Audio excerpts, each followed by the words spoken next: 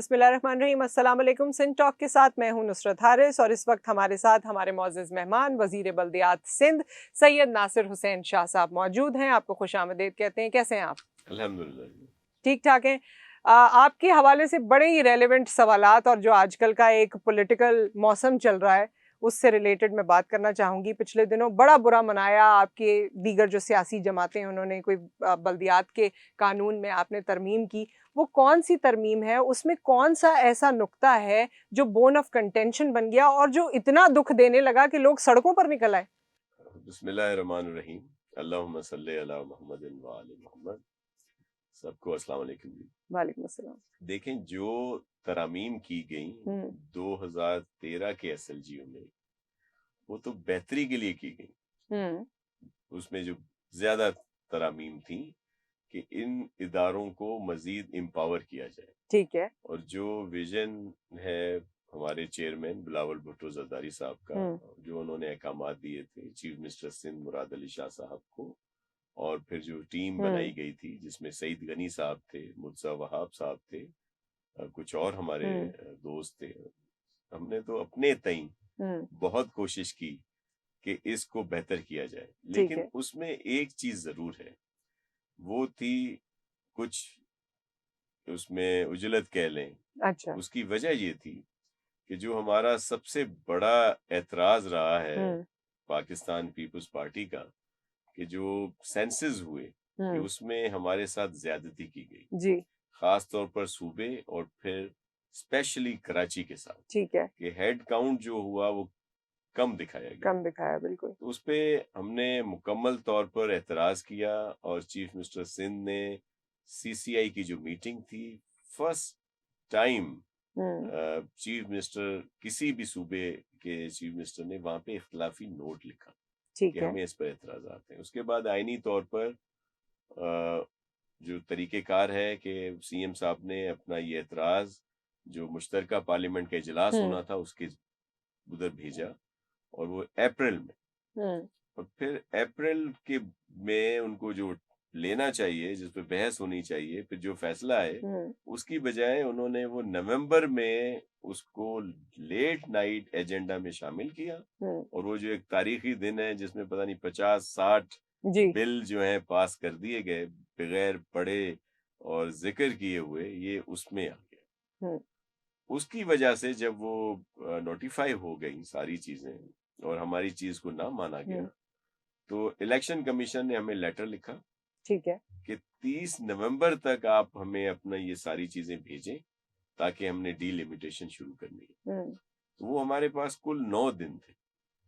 اس وجہ سے ہم نے جو چیزیں بھی بہتر کر سکے فوری طور پر، اور جتنی پولیٹیکل پارٹیز ہیں ان سب سے ہم نے سجیشنز لی ہوئی تھی، ان سے بات چیت بھی ہوئی تھی، اور موسٹلی ان میں سے ہم نے اس میں شامل کی، اور پھر اس پر بارہا ہم کہہ چکے ہیں، سی ایم صاحب نے کہا ہے، میں نے کہا ہے، سب نے کہا ہے کہ اس کو ہم مزید بہتر بنائیں گے، ٹھیک ہے، اور اس پہ بات ہو سکتی ہے، وہ آسمانی صحیفہ نہیں ہے، بلکہ جس دن اس کو ہم ہم نے اسمبلی میں لائے، اس وقت بھی سب سے کہا کہ اس کو انٹروڈیوس ہونے دیں، پھر اس پر بحث کرتے ہیں۔ لیکن پہلے ہی آپ اکثر لوگوں کو آن بورڈ لے چکے تھے، ان کی چیزیں اس میں شامل کی تھی، اس میں ہم نے مزید کسی کا نام ویسی بتانا چاہیں گے کہ ہم نے فلاں فلاں سے بات کی ہوئی تھی؟ جی دیکھیں، اس میں ایم کیو ایم پاکستان کی سجیشنز تھیں، اچھا، باقاعدگی سے جماعت اسلامی کی تھیں، ان کی جو ہمارے پی ٹی آئی کے دوست ہیں ان کی تھی۔ پھر بھی یہ دونوں ایم کیو ایم اور جماعت اسلامی تو کافی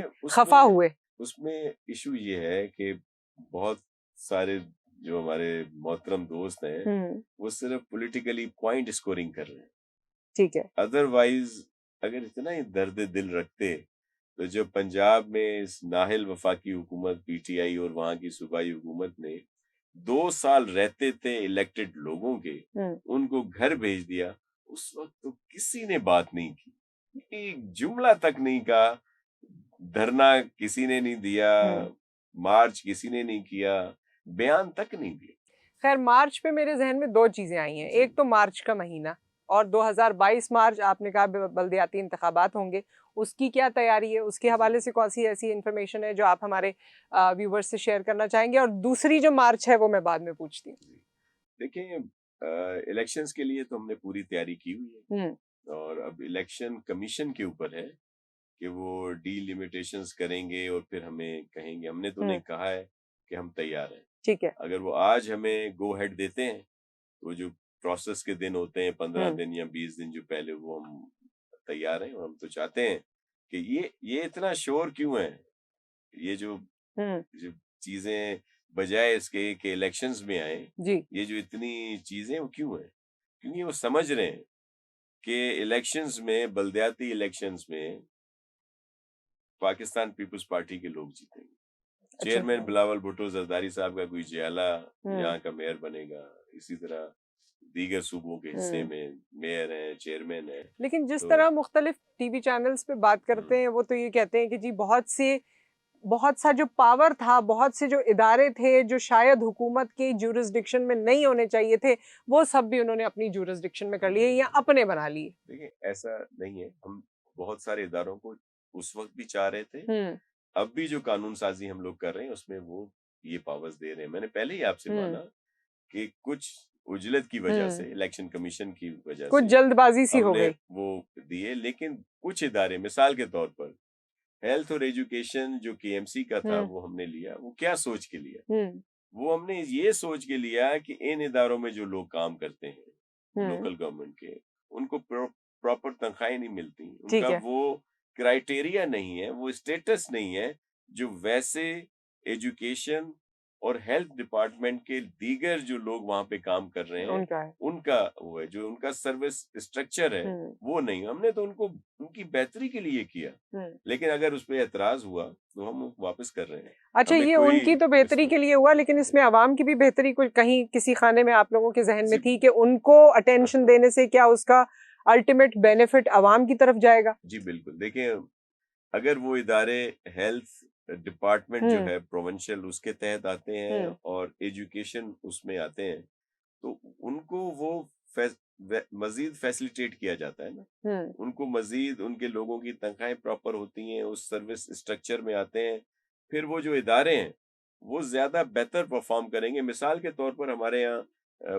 بڑی بڑی ہاسپٹلس ہیں کے ایم سی کی, لیکن وہ اس طرح پرفارم نہیں کر رہی جس طرح دیگر ہیلتھ ڈپارٹمنٹ کے ادارے کر رہے ہیں. مثال کے طور پر جو ہارٹ ڈیزیز کا وہاں پہ پورا ہاسپٹل ہے وہ ویسے پرفارم نہیں کر رہا. ہم چاہ رہے تھے کہ اس کو این آئی سی وی ڈی کی طرح مکمل طور پر ایک سیٹ اپ وہاں پہ بنائیں تاکہ اس علاقے میں جو لوگ رہتے ہیں وہ وہاں سے مستفید ہوں.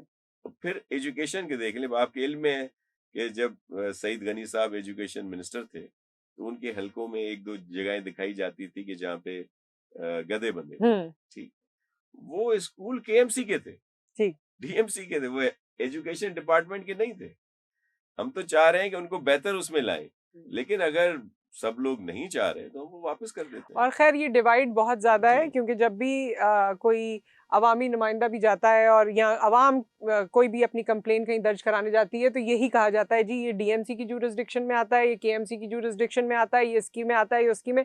ایون تھانے میں جائیں وہ آپ کا بھی سبجیکٹ نہیں ہے, لیکن روڈ کراس کر کے جورسڈکشن دوسری ہے, روڈ کے سامنے اگر کوئی کرائم ہو جاتا ہے جورسڈکشن دوسری ہے. تو یہ چیزیں ہمارے لیے بڑی پرابلمٹک ہو جاتی ہیں.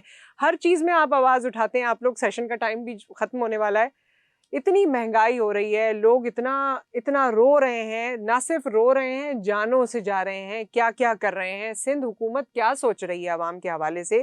کوئی درد آپ لوگوں کے دل میں بھی جاگا ہے, کوئی آپ نے لایا عمل بنایا ہے, کیا کیا ہے عوام کے لیے, کیا سوچا ہے اس حوالے سے؟ دیکھیں ہم نے پوری کوشش کی ہے کہ جو ہم لوگ خود سپورٹ کر سکیں. رورل سپورٹ پروگرام ہمارے ہیں, دیگر پروگرام ہیں جس میں چاہتے ہیں کہ لوگوں کی زندگی کو آسان کریں. لیکن ایشو یہ ہے کہ یہ جو نااہل وفاقی حکومت اور ایک نااہل ٹولہ ہم پر مسلط کر دیا گیا, جن کی پالیسیز کی وجہ سے آج ایک عام پاکستانی کا جینا جو ہے دوبھر ہے, مشکل ہے. وہ ایک وقت کا کھانا اپنے یا اپنے بچوں کو بڑی مشکل سے ارینج کرتا ہے. پھر خدا نہ خواستہ کوئی بیمار ہو, اس کی دوائیاں افورڈ نہیں کر سکتا, بجلی کے بل آپ دیکھ لیں, اسکول, دیگر چیزیں, ہر چیز. اچھا وہ کیا ہے, وہ کوئی پروونشل گورنمنٹ آئل پرائسز نہیں بڑھاتی، جس کا اثر جو ہے ٹرکل ڈاؤن ہوتا ہے نیچے. بجلی کے بل بڑھاتی ہے، یہ بتائیے بجلی کا بل جو ہے وہ بجلی کے جھٹکے بہت لگتے ہیں عوام کو. آپ 2-3 اور چیزیں مثال کے طور پر لے لیں. 2018 تک پاکستان کو بنے ہوئے 71 سال ہوئے، 72 سال ہوئے، اور پھر خیر سے یہ ناہل ٹولے کی 3 سال اور کچھ ماہ کی کارکردگی. ان سے پہلے بجلی کا فی یونٹ کا بل 72 سال میں 8 روپے فی یونٹ تھا. ان کے 3 سال کچھ ماہ میں 25-26 روپے ہو گئے. ڈالر 72 سال میں بہت نااہلیاں رہیں جس کی بھی ہوئی. اس میں سندھ حکومت کا نہیں ہے، یہ سندھ حکومت کا سبجیکٹ نہیں ہے، کیونکہ لوگ اس اکثر کرٹیسزم کرتے ہیں کہ جی سندھ حکومت نے، یہ ہماری الیکٹریسٹی کا بل اتنا آ رہا ہے سندھ حکومت نے. یہ فیڈرل کے ان کے وہ ہیں، یہ ٹیرف جو مقرر کیا جاتا ہے یہ فیڈرل گورنمنٹ کی طرف سے ہوتا ہے، جو نیپرا اور دیگر چیزیں جو اس میں ڈالی گئی. ڈالر مہنگا ہوتا ہے، سندھ گورنمنٹ کا کوئی اس میں کوئی نہیں ہے. بالکل. بجلی کا بل دیے جاتے ہیں. دوائیاں جو اتنی زیادہ مہنگی کر دی گئی ہیں، کوئی 500% مہنگی ہوئی ہیں، اس میں ہمارا یہ سارا فیڈرل سبجیکٹ ہے. یہ سب فیڈرل کی وجہ سے. اگر آئل پرائسز بڑھتی ہیں وہ ٹرکل ڈاؤن کرتی ہیں. دیگر چیزیں جو بھی بڑھتی ہیں، ڈالر میں روپیہ ڈی ویلیو ہوتا ہے تو فیڈرل گورنمنٹ کی وجہ سے. اور پھر یہ امپورٹ کرتے ہیں. یہ اتنے نااہل ہیں کہ گندم جب ہمارے پاس تھی تو اس کو سبسڈی دے کر ایکسپورٹ کر دیا گیا، اور اب جب مہنگی گندم کو منگا رہے ہیں، اور پھر جو چیز ہو اس کا جو الزام ہے. ان کا ایک کام بڑا ہے، جو فیڈرل حکومت کے وزراء ہیں، ترجمان ہیں، خود پرائم منسٹر صاحب ہیں، کہ یہ دوسروں پر الزام لگا دیتے ہیں.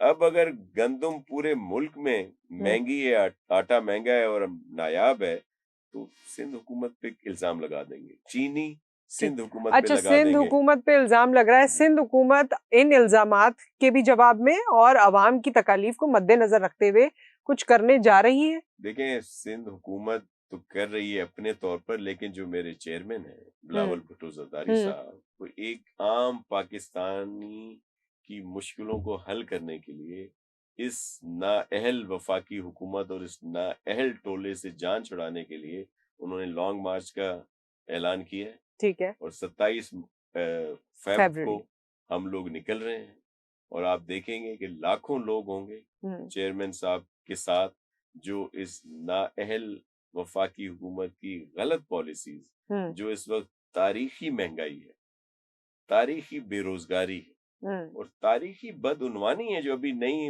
رپورٹ آئی ہے ٹرانسپیرنسی انٹرنیشنل والوں کی، کہ یہ جو کہتے تھے کہ بہتری ہو جائے گی، انہوں نے مزید بیڑا غرق کیا ہے اور زیادہ کرپشن بڑھی ہے. تو ان کے لیے ہم نکل رہے ہیں انشاءاللہ. 27 فیب کو آپ نکل رہے ہیں، اور آپ کی پارٹی سے تمام لوگ ہی آپ کے ساتھ اکمپنی کریں گے آپ کو، اور آپ نے فائنلی اسلام آباد پہنچنا ہے. دیکھیں، صرف پاکستان پیپلز پارٹی کے لوگ نہیں ہوں گے. چیئرمین کی کال پر سب لوگ نکلیں گے، کیونکہ وہ ان کے مسئلے کے لیے نکل رہے ہیں. ٹھیک ہے، اس میں عوام بھی نکل سکتی ہے. ان کے لیے نکل رہے ہیں کہ ان کی جو مہنگائی، بے روزگاری، بدعنوانی، اس کے لیے نکل رہے ہیں. جو چاہے وہ آپ کا پارٹ بن سکتا ہے irrespectively. اور میں آپ کے توسط سے یہ ریکویسٹ کروں گا سب کو کہ وہ آئیں اور چیئرمین صاحب کے ہاتھ مضبوط کریں. اور اس میں ایک آپ سے اسی فورم پہ وعدہ بھی لینا چاہتی ہوں کہ جب آپ لوگ یہ مارچ شروع کریں گے تو ہم اپڈیٹس کے لیے، انفارمیشن کے لیے، اور اپنے ویورز کو بتانے کے لیے کہ یہ مارچ کہاں جا رہی ہے، اس کے کیا فائدے ہوئے ہیں، یا اس کے حوالے سے کیا تگ و دو چل رہی ہے، آپ کو ہم سے کنیکٹڈ بھی رہنا ہوگا. جی بالکل رہیں گے. اور بہت جوش و خروش ہے. ہم تو گئے ہیں وزٹ پہ مختلف علاقوں میں، بہت جوش و خروش ہے. آپ دیکھیں گے کہ مارچ بہت زبردست ہوگا، اور یہ جو نااہل وفاقی حکومت اور یہ نااہل ٹولہ ہے، ان کا انجام بہت قریب ہے. دیکھتے ہیں کہ یہ مارچ کیا رنگ لاتی ہے. اس مارچ کے حوالے سے الیکٹرانک میڈیا، سوشل میڈیا آپ کو جتنی انفارمیشن یا اپڈیٹس دے یا نہ دے، ہم کوشش کریں گے کہ آپ کو تمام تر تفصیلات سے آگاہ کریں، اور کوشش کریں کہ اس طرح کے نمائندے یا پیپلز پارٹی، یا جس طرح انہوں نے کہا کہ بلاول بھٹو زرداری صاحب کی کال پر ایک عام پاکستانی نکل رہا ہے، تو ہم کوشش کریں گے کہ ایک عام پاکستانی کی آواز آپ کو اسی فورم سے پہنچا سکیں اور سنا سکیں. Thank you so much for your time. انشاءاللہ مزید سیشنز کے لیے، مزید انفارمیشن اینڈ اپڈیٹس کے لیے آپ ہمارے ساتھ رہیے، ہمیں فالو کیجیے، لائک کیجیے، سبسکرائب کیجیے. آپ سے پھر ملاقات کرتے ہیں. اللہ حافظ.